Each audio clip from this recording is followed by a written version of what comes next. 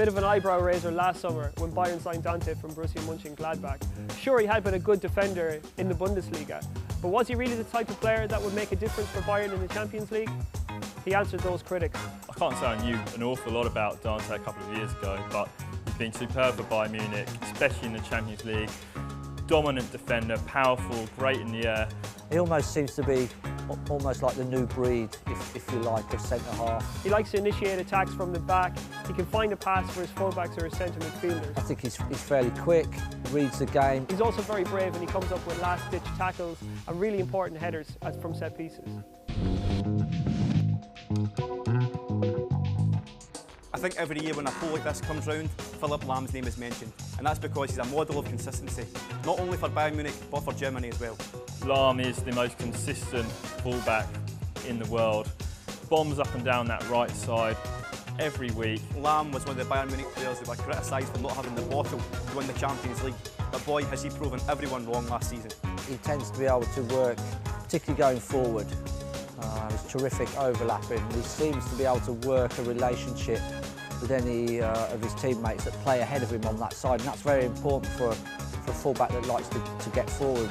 He combines very, very well with Thomas Muller on that right-hand side, overlapping, getting his crosses in. He's never caught out defensively either. People have questioned at times his defensive work, but I always think that people do question that, particularly when you've got someone so good at going forward. But he's pretty strong defensively as well.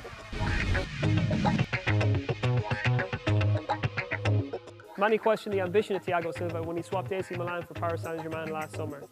However, he's shown in his first season at Paris that this project is something to be taken seriously as he's emerged as one of the best centre-backs in the world.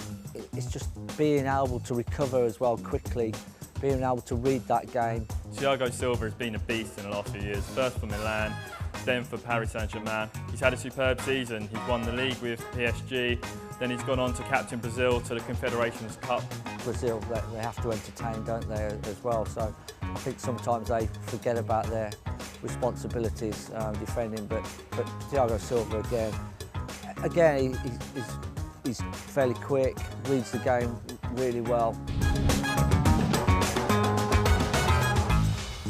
Barzagli's a very underrated defender. He struggled at the start of the season, but once he got going, he was an important part of the Juventus defence that didn't concede many goals in Italy or in Europe. Barzagli's almost come out of nowhere in the last few years in relative terms, but he's been the linchpin of a very efficient, very organised Juventus defence. Now here's a player who's been around for a few years and he's really come to full appreciation since moving to Juventus. He really is a late developer. He's 32 years old now and his experience is vital for club and country. He operates for club and country effectively as part of a back three alongside Giorgio Chiellini and Leonardo Bonucci. And he's shown with his bravery and his willingness to take the ball on how good a defender he actually is. I'd hope that finishing second in this list will start to give Barzagli the recognition that he deserves. But at the same time, I think he's still something of an unknown outside of Italy.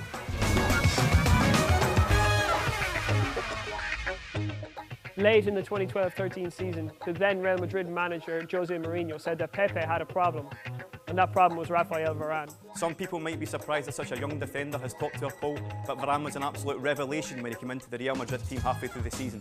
Replacing Pepe, he was masterful against Barcelona in both Copa del Rey ties. Quite simply, the young Frenchman usurped Pepe in the Real Madrid pecking order and has emerged as the outstanding central defender in the under-21 category in Europe. I think Varane has coped with the situation at Real Madrid with maturity and aplomb, and I fully expect him to become one of the best defenders in the world over the next few years. He's got all the attributes on the ball and physically and in the way he reads the game. He's fast, he reads the game well, he's a great tackler. Rafael Varane has the potential to be the best defender in the world. He was probably Real Madrid's best central defender last season, but in terms of winning this poll, he's not there yet. For someone who only played really half of the games for Real Madrid last season, he probably doesn't deserve to finish first in the poll. Having said that though, it's quite clear that he is a phenomenon. It shows the widespread regard in which Varane has now held that he's won this award, and I expect him to win it for a few years running yet if he can maintain his form.